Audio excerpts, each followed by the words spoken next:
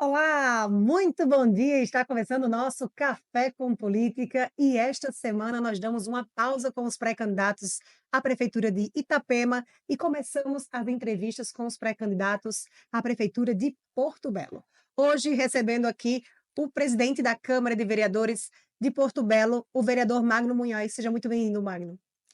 Bom dia, Débora. Bom dia a toda a equipe do Lance Itapema. Para mim é uma alegria estar aqui e poder falar um pouquinho do nosso trabalho. É isso aí.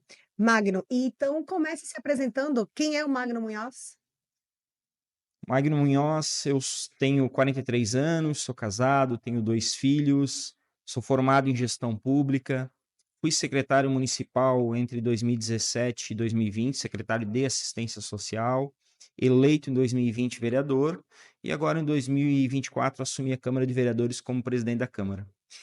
Magno, e fala um pouquinho para a gente então desse interesse, né, dessa vontade de colocar o nome à disposição para disputar uma eleição à prefeitura de Porto Belo. Então, Débora, quando eu fui secretário de assistência social, o que tocou muito o meu coração e moveu as minhas ações e o meu trabalho foi cuidar das pessoas, foi tratar bem as pessoas, cuidar das pessoas e entender a necessidade, principalmente daqueles mais carentes, as pessoas que têm um pouco menos de condições. E com isso veio o desejo de mudar a nossa cidade, melhorar a nossa cidade. Para fazer algumas ações, é necessário estar no executivo. O legislativo ele trava algumas ações que podem ser realizadas. Por quê? Muitas vezes a gente faz as solicitações e o poder executivo que tem que executar, mas ele não consegue talvez ter a compreensão o mesmo olhar que a gente tem quando faz essa solicitação ou quando faz um projeto de lei. Então, ter esse perfil assim executor, já fui administrador de empresas, sempre trabalhei no setor privado, eu tenho esse desejo de fazer a diferença no setor público. Eu acho que ele pode ser muito mais eficiente e trabalhar de forma muito mais profissional. E é isso, por esse motivo, que eu coloquei meu nome à disposição, para tentar fazer uma gestão mais Uhum. profissional, trazer o município de Porto Belo a outro patamar. Magno, você falou que já trabalhou em empresa privada, né? Conta um pouquinho desse teu outro lado que antes da política. Tu era TI? Eu trabalhei muitos anos em TI.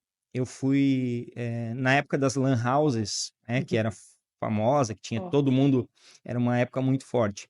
Então, em 2017, 2007, aliás, eu montei uma empresa de informática, lá no município de Porto Belo. E começou como uma lan house, com poucos computadores, e foi crescendo. E naqueles anos ali, 2, 3 anos, a gente foi muito forte nessa área de internet. Tecnologia. É, não tinha muitos locais de acesso à internet por aqui, principalmente internet com velocidade, né? Internet fibra ótica, tudo. Acho que nós fomos uma das primeiras que instalou em Porto Belo e ficamos por alguns anos. Depois fui migrando para software e trabalhei focado em software e atendimento a postos de combustíveis. E isso eu toquei até 2018. Então, fiquei muitos anos nessa área de TI, de manutenção de computadores e de softwares também. Tecnologia. Depois foi para a vida pública. Sim. Aí, em 2017, como eu assumi a secretaria e ainda paralelamente tocava a empresa, eu fui estudar. Assim, não dá para. Todas as minhas formações sempre foram na área de tecnologia, sistemas para internet, toda essa a questão ligada totalmente à tecnologia mesmo. E aí, quando eu entrei na vida pública, eu disse, preciso estudar, preciso me preparar para fazer bem feito aquilo que eu estou me propondo a fazer. E aí fui fazer a faculdade de gestão pública e me apaixonei, né? Porque a gestão pública, a administração pública, ela proporciona momentos e oportunidades de mudar a vida das pessoas, de melhorar a vida das pessoas, que nenhuma outra área tem esse poder. Verdade. Agora você tem uma influência que eu soube, que já me falaram aqui anteriormente, uma grande influência na vida política, que foi da sua mãe, né. Assim, você falou que 2017 começou, mas não, sua relação com a política não começou em 2017. Não, não. Eu sempre atuei nos bastidores. A partir de 2000, 99, 2000, não posso entregar muito por causa da minha idade, né? Mas em 99 eu já atuei numa campanha política E uma coisa que algumas pessoas não sabem, que eu tinha trabalhava com som, com carro de som, fazer propaganda de rua. Por muitos anos eu fiz isso. Então, de 2000, ano 2000 mais ou menos, eu atuei ali, 99, 2000, numa campanha política, e depois fui atuando nos bastidores das campanhas. Em 2004, a minha mãe foi candidata a vereadora, faltaram alguns votos para ela se eleger na época, mas já era envolvida com associação de bairro, com algumas ações sociais, sempre a família sempre foi envolvida em fazer, assim, cuidar das pessoas, né, envolvido na igreja ou trabalho social. Então, em 2004, minha mãe foi candidata, daí em 2008, novamente trabalhei para um candidato, e em 2012 eu fui candidato pela primeira vez. Candidato a vereador, na época pelo Partido Social Cristão. Nós não atingimos o coeficiente eleitoral naquele momento, não foi eleito nenhum vereador, mas eu fui o mais votado do partido na época. Então já foi um sinal de que o caminho era aquele. Eu já entendia que era aquilo que eu queria. Tá, e daí como é que foi migrar do PSC para o MDB?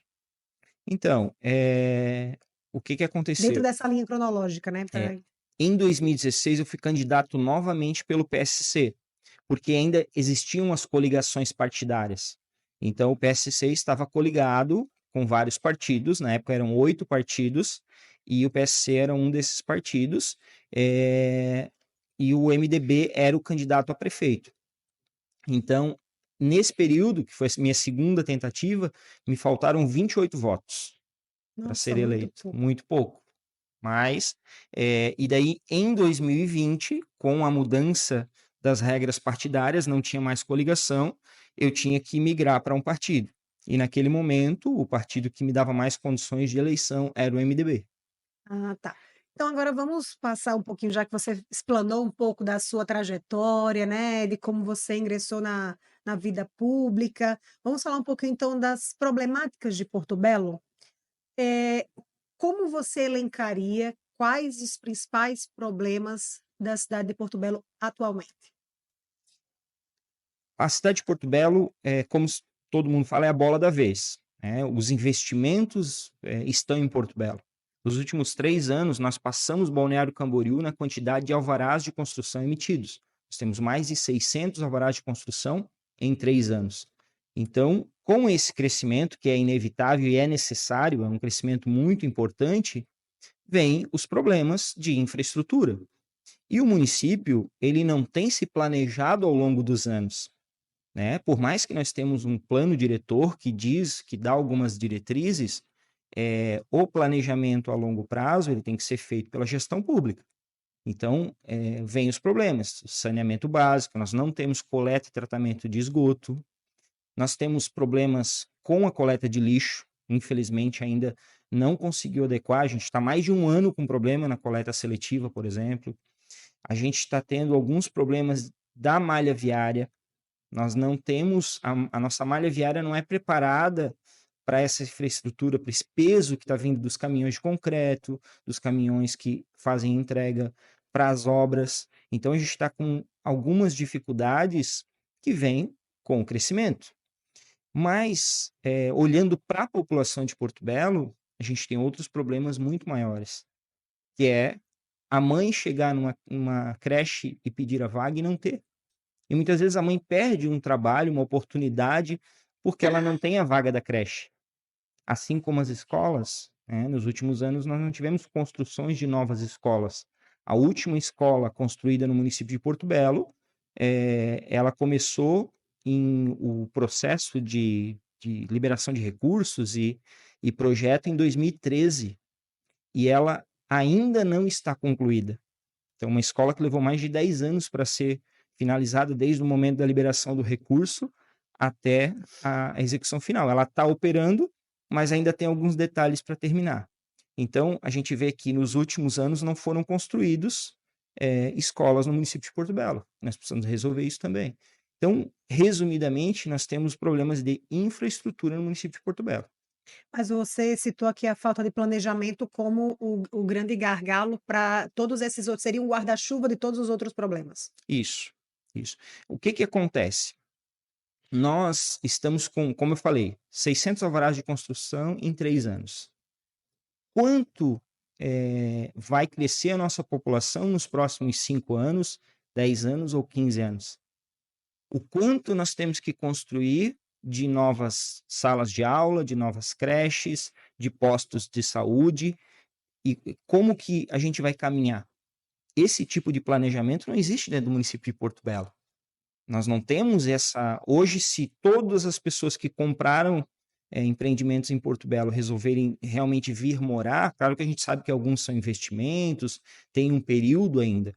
Só que é um período que o poder público tem que se organizar. Nós precisamos criar espaços para que as pessoas sejam bem acolhidas. Você vai morar em Porto Belo, mas você quer qualidade de vida, porque o litoral proporciona isso, a qualidade de vida, você viver bem. E viver bem é área de lazer, é educação de qualidade, é saúde de qualidade, é vias, né, ruas bem estruturadas para que você possa andar. Então, é uma soma de fatores que ao longo do tempo não vem sendo planejado. A gente vê, assim, Itapema e Porto Belo, lógico que Itapema está, né, num desenvolvimento imobiliário e da construção civil além de Porto Belo, né, bem além de Porto Belo. Mas Porto Belo é como se fosse uma, eu digo assim, tá acompanhando, tá seguindo, né, como se fosse mãe e filho, né, tá seguindo ali o mesmo caminho. Como é que vocês, em Porto Belo, avaliam hoje as problemáticas da cidade de Itapema e pensam assim: "Não, em Porto Belo isso aqui", vocês têm esse pensamento, têm essa visão como gestores e também na Câmara de Vereadores, vocês têm esse pensamento ou não? Nós temos no sentido de, principalmente a questão da outorga onerosa. A nossa lei da outorga onerosa, ela é muito mais, bem elaborada do que vários outros municípios. Então a gente tem um valor um pouco mais definido do que vai ser feito.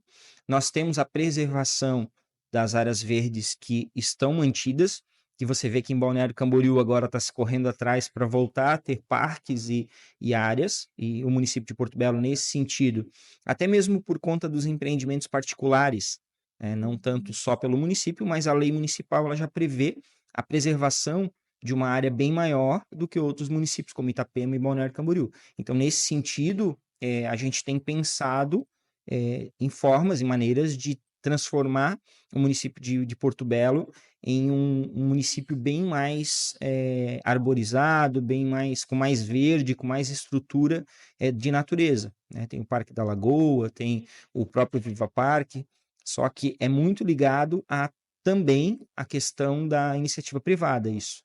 A gente prepara as leis e faz com que a iniciativa privada venha seguir aquilo que a gente planejou como município. Né? E como é que você avalia essa relação da parceria público-privada para as obras, né, poderem ter esse alcance e essa velocidade, por exemplo? A parceria público-privada ela é fundamental. Não tem como você hoje caminhar na velocidade que o município precisa sem as parcerias. E elas não vão parar. Independente de quem esteja no poder, as empresas vão continuar tendo essas parcerias, porque também é vantajoso para as empresas e muito para o poder público. Então, precisa acelerar. Uma das críticas que eu tenho feito é que hoje em Porto Belo, se você retirar as parcerias públicos-privadas, o que sobra? Que o município está fazendo com as próprias pernas. E isso é que tem me preocupado. Né? O quanto a iniciativa privada, a construção civil está profissionalizada, está fazendo um trabalho, né, maravilhoso, esplêndido, e o quanto o poder público não está conseguindo caminhar da mesma maneira. Isso é preocupante. Você precisa profissionalizar também o poder público, você precisa colocar pessoas técnicas nas áreas e tem que caminhar. Você não pode usar a parceria público-privada como única iniciativa. Nós temos que ter iniciativas próprias e, para isso, o município precisa de prioridades. Saber o que está faltando, o que a gente está com deficiência. Isso é importante. Agora, avaliando, a gente está falando das problemáticas da cidade de Porto Belo nesse momento, para quem está nos acompanhando aqui no Café com Política, eu recebo aqui ao vivo o pré-candidato a prefeito pelo PSD, o Magno Munhoz, ele que é vereador e presidente da Câmara de Porto Belo. Magno, agora vamos falar de Ponte do Perequê. Quem entra nas suas redes sociais vê que você é um grande defensor, né, ali não da manutenção da ponte, mas não da forma como aconteceu. toda aquela movimentação, o bloqueio, né, como aconteceu e quando aconteceu. Explica um pouquinho para a gente sobre, o que é que poderia ter sido feito ali, o que é que você acha que poderia ter sido feito, porque é muito fácil a gente criticar, mas a gente precisa propor, né, então, o que é que você acha que poderia ter sido feito ali na Ponte do Perequê para que não tivesse acontecido o que aconteceu, por exemplo, com o comércio, com o turismo? O primeiro, a Ponte do Perequê, ela foi eu diria que uma grande decepção enquanto vereador do município de Porto Belo, a falta de resposta do próprio município, né, da própria prefeitura municipal, porque o município vizinho, o município de Itapema, trouxe alguns laudos, inclusive assinados por pessoas da Defesa Civil de Porto Belo, e vamos interditar a ponte. E o poder público simplesmente aceitou como se nada, não pudesse ser feito nada. Ah, veio os laudos, eu tive que aceitar. Como assim eu tive que aceitar? E aí foi fechada a ponte do Perequê, inclusive não queriam deixar passar pedestres e bicicletas. Hoje você está vendo caminhão de concreto passando lá para concretar as vigas da nova ponte. Essa semana tinham 3 caminhões de concreto em cima da ponte. Então, a gente vê que foi precipitada a decisão, é, e demorou 16 dias para o município de Porto Belo se posicionar. Por quê? Porque foi pressionado pelos comerciantes, pelos empresários a tomar uma atitude. E aí, naquele momento, nós criamos uma comissão onde foi chamada uma empresa especializada em estrutural de ponte. Não é qualquer pessoa que fez um laudo dizendo que a ponte vai cair porque olhou para a ponte, mas foi feito cálculos estruturais e foi visto que naquele momento poderia ser liberado a ponte com algumas restrições. né? E o que, que eu penso sobre tudo isso? O comércio foi prejudicado, os moradores de Itapema foram prejudicados, os moradores de Porto Belo. Nós vemos comércios no entorno da ponte fechando as portas, porque a própria obra da ponte causa alguns transtornos. Existe uma promessa de que essa ponte vai ficar pronta até dezembro. Eu duvido, assim como a ponte da 306 está mais de um ano atrasada a obra. Eu duvido, é uma ponte complexa. E uma coisa que fica bem claro, Débora, eu não sou contra a nova ponte. Eu acho que é importante, vai trazer desenvolvimento para o município de Porto Belo, a questão das marinas, de ser uma ponte alta para passagem, né, para navegação, totalmente importante e eu sou a favor. Mas a forma que as coisas foram feitas, não dá para concordar. Não dá para simplesmente fechar os olhos e achar que está tudo bem. É um projeto também que ele tem suas falhas, né? Nós ainda não temos o total conhecimento do projeto, porque ele não foi nem protocolado no município de Porto Belo. O município de Porto Belo pegou um arquivo e deu entrada no planejamento de Porto Belo. Então não é assim que as coisas funcionam. Funcionam. Uma ponte que liga dois municípios. Primeiro ponto é responsabilidade do governo do estado. Ah, o município vai chamar a responsabilidade para si? Ok, não tem problema. E eu defendia, podia ser dividido entre os dois municípios. Né? Até fui criticado, porque diziam que o município de Porto Belo não tinha recurso financeiro, e agora está aí. A gente está vendo que o município tem recurso financeiro em caixa. Poderia ajudar a custear, poderia participar ativamente da execução do projeto. Hoje nós não temos o projeto tocado por Itapema do jeito que eles idealizaram, e o município de Porto Belo não teve assim uma atuação direta nisso. Então, essa é a principal crítica. Tá. Com relação à assistência social agora nós vamos falar, tu chegou a ser secretário de assistência, teve o seu trabalho reconhecido nacionalmente inclusive, fala um pouquinho para a gente como é que você avalia hoje a assistência social no município de Porto Belo? Então, a assistência social de Porto Belo, ela foi um processo de construção. Quando a gente assumiu lá em 2017, a estrutura geral da secretaria, ela era muito precária, né? Não tinha o menor suporte de trabalho dos próprios servidores. É uma secretaria que ocupava um espaço ali com cerca de 60 metros quadrados, 50 metros quadrados. Então, a gente primeiro estruturou a Secretaria de Assistência Social, colocou ela numa sede muito maior, com, né, uma estrutura de salas, de computadores, ar-condicionados. A gente adquiriu alguns carros também, veículos, para poder fazer esse atendimento, né, das pessoas carentes do município de Porto Belo. Nós também estruturamos um outro espaço para atendimento às crianças, né? A gente fez um trabalho de serviço de convivência, fortalecimento de vínculos, alguns projetos importantes. A sede própria do CRAS, na época, foi um processo que aconteceu durante, né, essa estada minha como secretário de assistência social.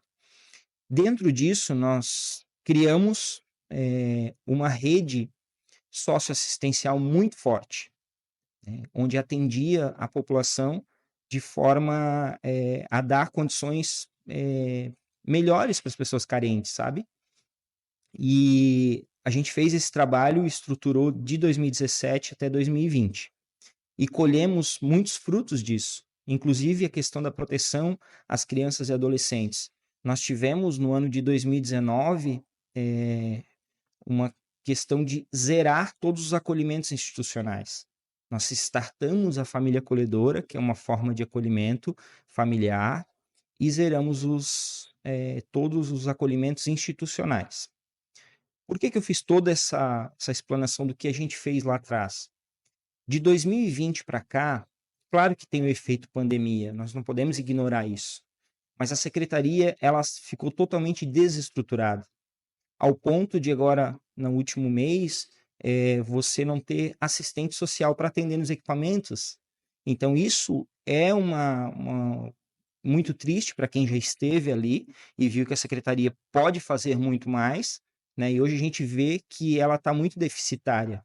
As famílias, né, nos mandam mensagens dizendo que não estão sendo atendidas, os casos mais graves não estão sendo acompanhados. A gente tem muitas crianças e adolescentes acolhidos por conta desse trabalho de base que não foi realizado. Então, assim, é triste e é preocupante a situação que se encontra hoje a Secretaria de Assistência Social do município de Porto Belo. Agora vamos falar um pouquinho sobre um projeto que de sua autoria, com relação ao pedágio, né. Fala um pouquinho pra gente sobre essa situação do pedágio ali em Porto Belo. É uma proposta, na verdade.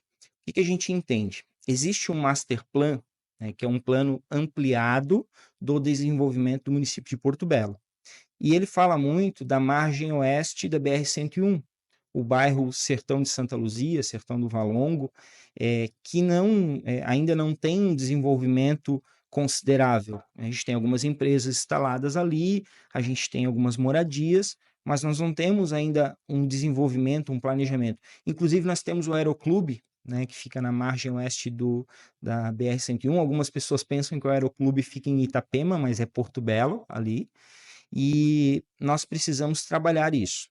O que é o grande problema que a gente identificou nos últimos anos em Porto Belo? O pedágio divide o município de Porto Belo. Então, enquanto o pedágio estiver dividindo o município de Porto Belo, toda a margem oeste da BR-101 não vai se desenvolver da forma que deveria. Além disso, o risco que as pessoas correm ali para atravessar o sertão de Santa Luzia para poder ter acesso ao bairro, já morreram pessoas ali, já tiveram acidentes gravíssimos, inclusive o ônibus da escola passa por riscos diários ali, porque nem uma redutor de velocidade que nós solicitamos à NTT e à Arteris foi permitido fazer. A própria entrada e saída da BR ali não é asfaltada, existe um impasse ali com relação à NTT e à Autopista Litoral Sul. Então, a população do sertão de Santa Luzia só vai ter a dignidade que eles precisam e o acesso que eles precisam quando o pedágio for retirado da onde ele está. E a nossa proposta é que ele seja colocado lá na divisa com Tijucas. Para isso tem um custo, a gente sabe. Para isso, o município poderia subsidiar esse custo através de desconto de ISS, que é o imposto municipal. Então, a gente tem uma proposta completa nesse sentido, de retirada do pedágio dali, colocado na divisa com Tijucas, e que a gente possa subsidiar isso através de desconto de imposto. Tá. Magno, falando agora sobre saúde, como é que você avalia hoje a saúde no município de Porto Belo?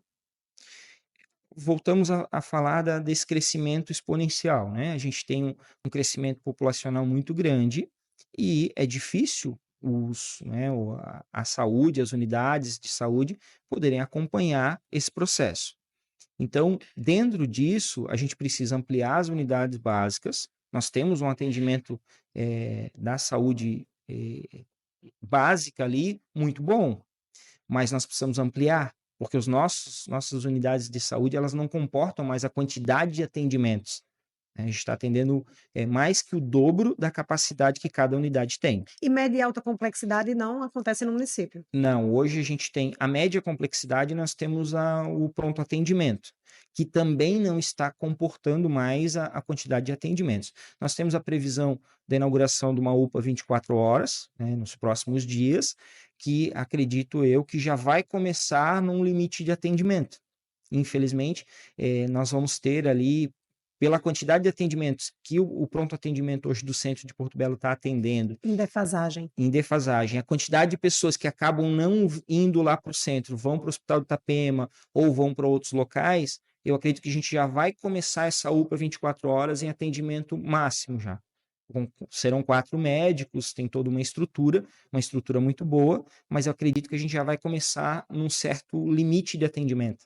E o pronto atendimento do centro da cidade, ele vai ter que ser mantido de alguma forma, porque tem 3 bairros grandes ali, né, centro da cidade, o bairro Araçá, Enseada Encantada, que vão precisar desse atendimento ali no centro. Então, e a alta complexidade, infelizmente, nós não temos em Porto Belo. Nossa referência hoje é o Ruth Cardoso, né, até existe uma briga aí entre os prefeitos, né, os municípios, agora veio a determinação judicial para que os municípios façam o pagamento ao Ruth Cardoso, então, e a gente sabe como está superlotado aquele hospital também, nós precisamos sim de um hospital regional. E aí eu defendo que o hospital regional deveria ser em Porto Belo por conta da questão geográfica mesmo, localização. Em Itapema ele poderia ajudar, mas em Porto Belo tem uma abrangência muito maior. Então, acho que a gente defende, né, precisa desse hospital dentro de Porto Belo, não em Itapema. Não que o hospital de Itapema não possa, né, de alguma forma, ajudar nessa dificuldade, nesse gargalo da saúde de alta complexidade que a gente tem. Magno, agora vamos mudar um pouquinho de assunto. Eu queria falar sobre a relação ali entre Bombinhas e Porto Belo. A gente sabe que hoje o único acesso para chegar até Bombinhas tem que se passar por dentro de Porto Belo. E como gestor e como parlamentar atualmente, e, né, tendo essa prospecção, essa visão de chegar a uma cadeira no executivo, como é que você avalia que hoje poderia se resolver aquela questão ali? Porque, de fato, vai chegar um momento em que o trânsito vai ficar insuportável. Já é na alta temporada, né? Já tem grandes problemas ali quem passa, por exemplo, pelo centro ali de Porto Belo, que vai sentido a Bombinhas. É, eu tenho defendido o seguinte: nós precisamos, Itapema, Porto Belo e Bombinhas precisam andar alinhados quanto a essa questão de mobilidade. Nós somos, se você olhar de fora, pessoas que vêm de fora não sabem onde começa e onde termina o município. Eles são conurbados, como se fala. Então, é preciso pensar em soluções em conjunto, não dá para a gente pensar sozinho. Ligação entre municípios é uma responsabilidade do governo do estado. Então, nós temos que chamar o governo do estado e fazer essa parceria. Não dá para a gente tocar um projeto grande como é a ligação da BR-101 até o município de Bombinhas sozinhos, né? Nós precisamos que os 3 municípios estejam alinhados, nesse caso, principalmente Porto Belo e Bombinhas, com o governo do estado. Esse é um ponto. E precisamos tirar do papel alguns projetos antigos e outros mais novos.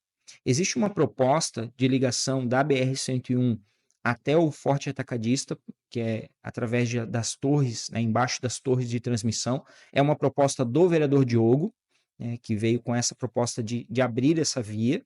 Nós já incluímos no mapa viário ali esse acesso. Dali, do Forte Atacadista, do entorno da rótula do Coque, que o pessoal conhece, é que nós temos que criar alternativas para o segundo acesso a Bombinhas. Então, existe uma estrada antiga que o prefeito de Bombinhas agora fez algumas melhorias para poder acessar.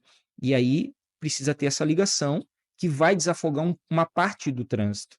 Mas nós temos um problema dentro de Porto Belo que precisa ser resolvido. Nós precisamos de uma nova via de ligação entre o bairro Vila Nova e o centro da cidade.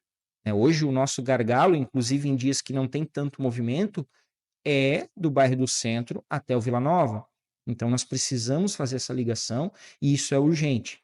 Até na audiência pública que teve no município de Porto Belo, eu sugeri um traçado que vai custeando ali o Morro do Bale High, vai custeando toda aquela parte até chegar no Morro do Sol, e ali tem um acesso por trás, aquela avenida que fica atrás da Prefeitura de Porto Belo. Então, a gente teria uma grande circular ali que poderia destravar o trânsito. Agora que a gente falou dos problemas da cidade, de possíveis soluções, Magda, a gente chega na nossa reta final aqui da entrevista. Peço desculpa. E sempre que quem senta aqui, a gente fala, né, que tem que contar para mim um pouquinho do bastidor e de como as coisas acontecem. Em Porto Belo não é diferente de Itapema. Em Porto Belo é uma situação curiosa para quem está nos assistindo. Hoje nós temos o atual prefeito, né, o Joel, que é do MDB. Você era filiado ao MDB até recentemente, e o outro pré-candidato que vem na próxima semana aqui também, que é o Diogo, também era filiado ao MDB. E houve esse grande racha no partido, que agora, né, existem aí 3 caminhos dentro de Porto Belo.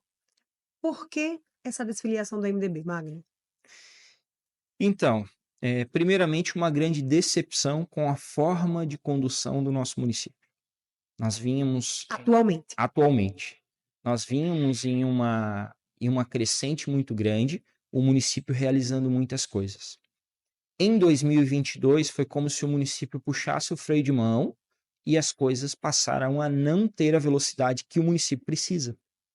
Então, e eu posso dizer que a ponte do Perequê, ela foi um ponto de muita decepção para mim, porque a falta de atuação ali causou problemas para as pessoas, problemas graves.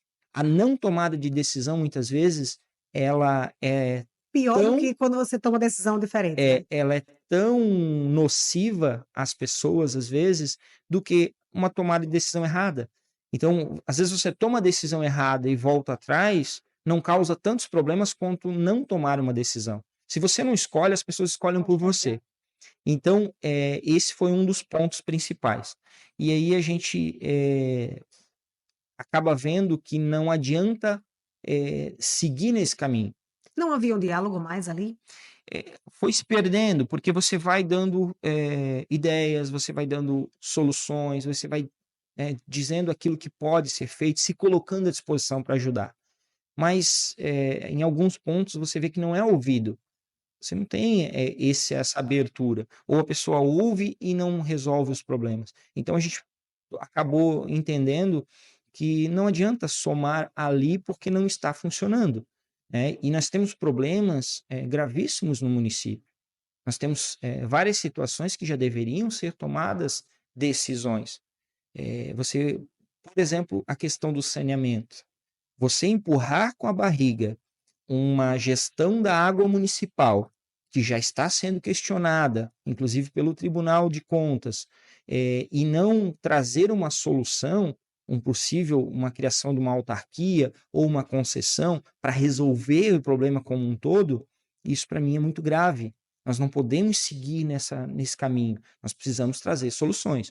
Então, com várias somas de fatores, a gente entende que o caminho que o município está tomando nesse momento não é o que eu imagino para o município nos próximos anos. E aí eu resolvi colocar o meu nome para tentar fazer a diferença, tentar fazer de forma diferente. Tá, mas ali você tinha também uma relação com o deputado Emerson, que não tenha que, né, de uma outra gestão, tua relação, até acho que para entrar, né, no próprio MDB.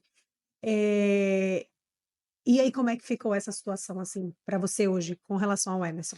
Então, eu costumo dizer o seguinte: aquilo que foi feito de bom não pode ser apagado.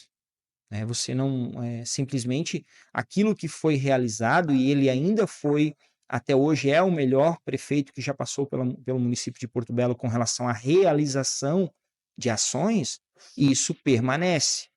Mas eu tenho um respeito pelo deputado Emerson, pelo trabalho que foi realizado, inclusive em alguns momentos eu participei desse processo, né, como secretário, contribuindo com as minhas ideias e né, o trabalho que foi feito com toda uma equipe. Porém, a gente entende que existe o pós. A partir de 2022, ele seguiu o caminho dele, Política dinâmica, né? E o município precisa continuar trabalhando, nós não podemos simplesmente parar.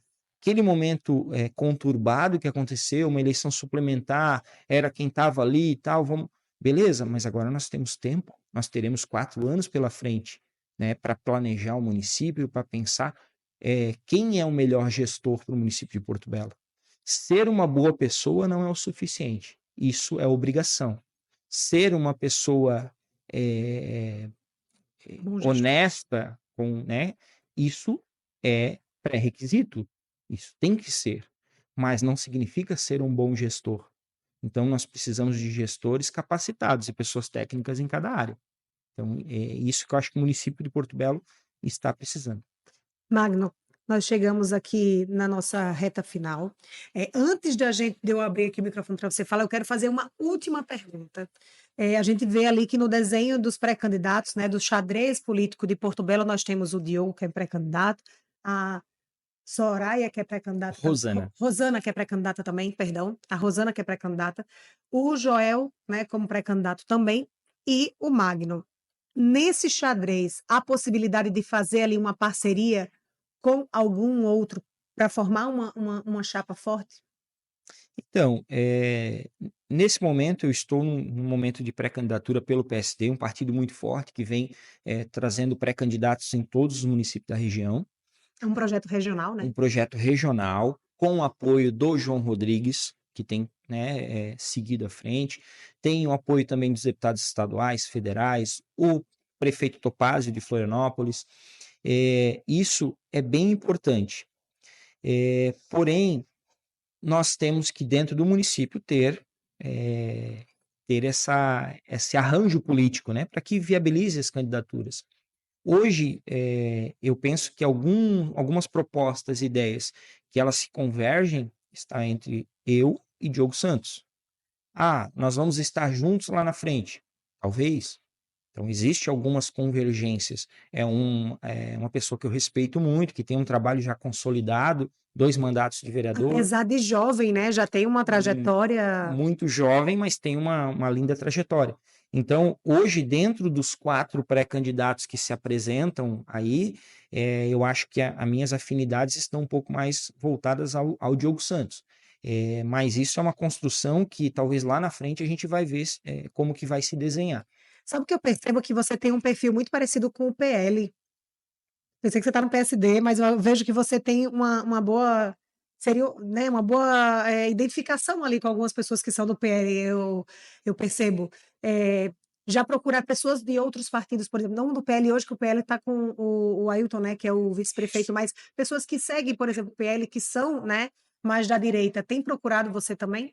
Sim, eu tenho muitas pautas de direita, né? Eu defendo muitas pautas de direita, alguns projetos de lei, inclusive, nessa linha. E eu não precisa ser do PL, do partido do Bolsonaro, para ser de direita, para ser bolsonarista. Eu não me considero bolsonarista, mas as pessoas acabam se identificando de alguma maneira.